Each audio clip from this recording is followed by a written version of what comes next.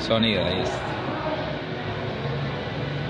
Hermanos, quiero testificar para darle la gloria a mi Padre Celestial, que un día, unos 2 días antes de que todo ocurriera, la tragedia que hubo aquí en Mocoa, el Señor me dio un sueño y Él me mostraba un camino y Él me decía que cuando se inunde todo este lugar, que yo salga por ese camino. Yo me levanté y la verdad no entendí el sueño, y luego el Señor me daba otro sueño donde yo miraba un río grande, un río grande lleno de perros muertos, de cachorros muertos, y que a mí me daba angustia, y que ese río era grande como un mar, y que yo trataba de salvarlos, y esas aguas eran espesas y negras, pero yo no podía, y lo único que podía era limitarme a ver lo que sucedía. Y me levantaba con angustia, y fue tanto la angustia que yo llevé a mi esposa a aquel río y le decía que este era el río del sueño. Pasaron así los días, y ya el viernes, la noche de la tragedia, mi esposa estaba durmiendo, yo estaba trabajando normal en el computador como una noche normal, y empezaron a caer unas goteras en la casa. De hecho, mi esposa se levantó porque le cayó unas goteras en la cabeza, y empezamos con unas ollas a poner goteras en cada una de las partes donde había agua. Y nos empezó el Señor como a hacernos mover las cosas. Donde había goteras nosotros quitábamos la cama, movíamos la cómoda, movíamos el televisor. Y cuando ya miramos que la sala empezó a llenarse de agua, y ya nos dimos cuenta que esa agua no era de ninguna gotera. Cuando ya abrimos la puerta miramos que en la calle había un nivel de agua alto, pero pues no pensábamos que iba a haber alguna emergencia, porque cuando llueve aquí en Mocoa es algo normal.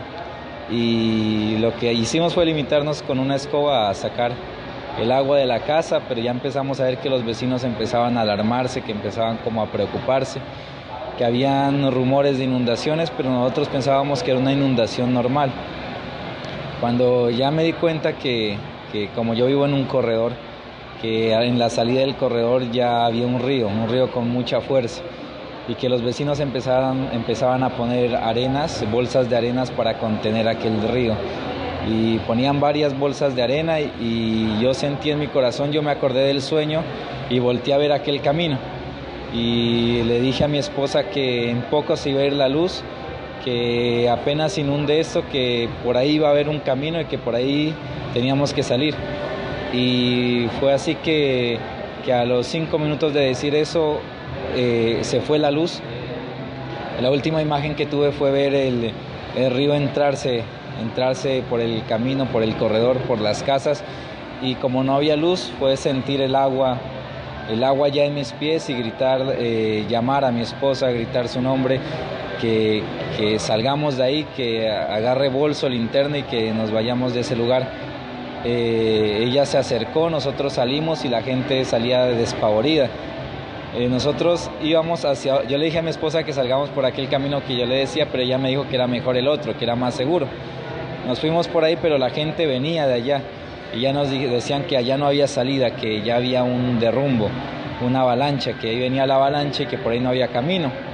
Nosotros les dijimos que por acá, por nuestro lado, tampoco no había camino. Entonces yo les dije que nos vayamos por el camino que había visto en el sueño.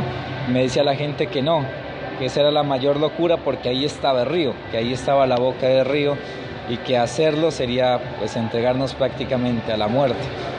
Ya cuando nos dimos cuenta, la gente se desesperó, salían corriendo. Yo escuchaba nomás la gente llorar, gritaban, lloraban por sus hijos, a veces por sus mascotas, y la única luz que teníamos era de unas motos que se había arrastrado del río y que iban girando por la fuerza del río, y era lo único que podía ver como para dimensionar el río en el que estábamos, y era enorme como un mar, era inmenso. Y ya cuando mi esposa saca la linterna y alumbra sobre qué estábamos pisando, nos dimos cuenta que era una playita pequeña. Estábamos los dos y teníamos el río al lado y lado, estábamos totalmente encerrados, y que si estábamos esperando de pronto la policía o bomberos que nos fueran a sacar, que ya era demasiado tarde, ya estábamos encerrados. Y me acuerdo que como no nos podíamos ver a los ojos, nos apretamos fuertemente las manos, y las últimas palabras en medio de esos ruidos, de esa gritería, fue: el Señor nos va a sacar, el Señor nos va a sacar, el Señor nos va a librar. Él nos va a decir por dónde ir. Y le dije, amor, vámonos por el camino que le dije al principio. Y entonces ya íbamos caminando hacia allá y la gente desesperada nos decía que no nos vayamos por ahí porque había un río. Y yo le dije, confiemos en el Señor. Y cuando empezamos a avanzar, la gente trataba de detenernos, pero le decíamos que íbamos a seguir aquel camino. Y cuando un vecino dijo que éramos muy tercos, que estábamos yendo hacia el peligro, y nos alumbró con la linterna y nos dijo, mire, ahí está el río, no había nada. Había un camino seco, no estaba ni mojado, era como un sendero, como una trocha. Era un sendero limpio, no había agua, no estaba mojado, y no escuchamos el río, no escuchábamos nada. Y cuando empezamos a caminar fue como entrar como una especie de burbuja. Nosotros dejamos de escuchar gritos, dejamos de escuchar el río que sonaba fuerte. La tierra estaba temblando, temblaba duro, pero al tocar ese camino ya había una tranquilidad, una paz, y cuando miramos al otro extremo había un señor con una linterna. Solo mirábamos la linterna y él empezó a alumbrarnos el camino y nos decía, muchachos, sigan este camino. Y nosotros nomás nos limitamos a decirle que gracias, Señor, y nos decía, pise aquí. Y cuando nosotros íbamos a pisar en falso nos detenía, nos decía, deténgase, pisen aquí donde les estoy alumbrando. Y nosotros pisábamos, y a veces nos alumbraba en partes que parecía que eran muy hondas o que la corriente era muy fuerte. Pero cuando pisábamos ahí no era fuerte, o sea, era normal, o sea, como estar en un camino tranquilo.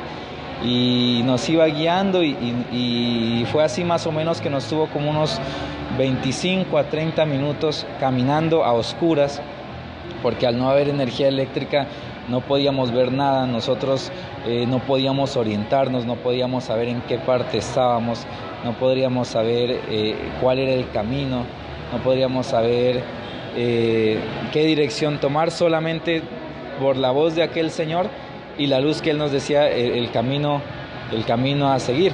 Y como con mi esposa ni siquiera podíamos vernos, era simplemente tomarnos fuertes de las manos y seguir adelante. Fue así todo el recorrido, hermanos.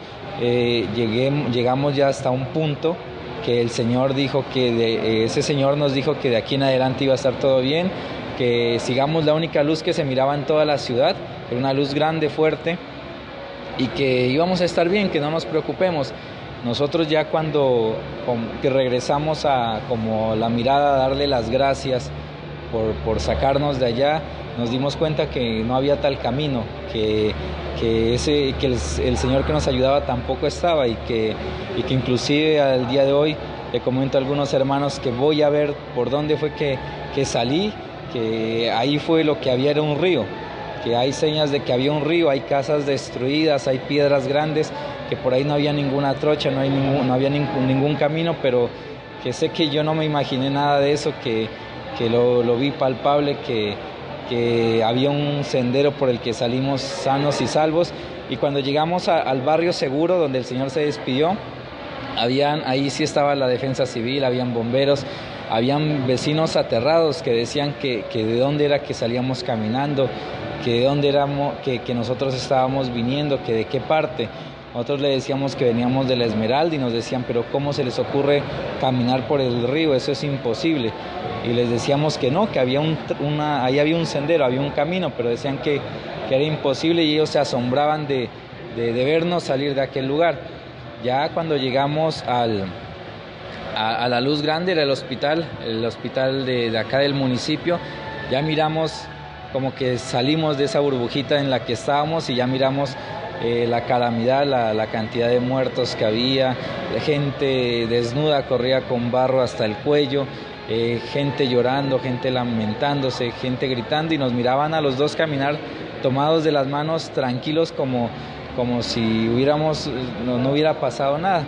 Y en ese momento, justo en ese momento, ya nos dimos cuenta que lo que habíamos vivido era algo sorprendente, que la única manera que hubiera un Señor guiándonos por ese lado era alguien que estuviera sobre el río caminando, o a orillas del río guiándonos, porque pues, es imposible de que alguien que esté cerca ahí, incluso que nos diga dónde pisar y que nos diga cómo era el camino correcto o dónde íbamos a estar a salvo.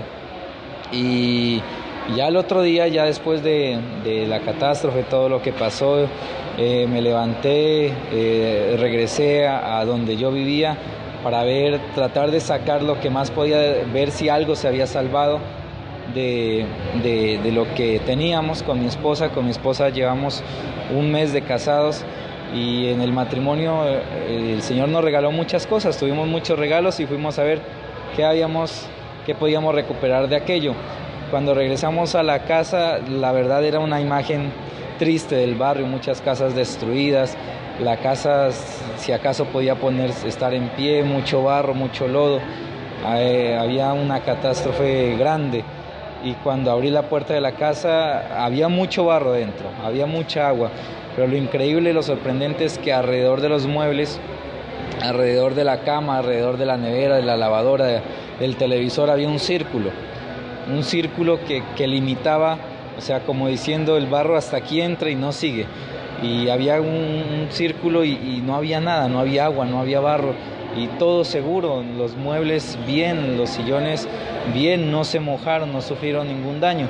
Eso nos permitió ya al momento de evacuar sacar todo y la gente se sorprendía porque si los vecinos de pronto sacaban un colchón, una tabla, una cobija, nosotros sacamos prácticamente todos los muebles de la casa sin ningún rasguño, sin ningún daño, sin siquiera estar mojados, hermanos, y todo esto lo testifico para darle la gloria a mi Padre Celestial. Bien, Señor. Es que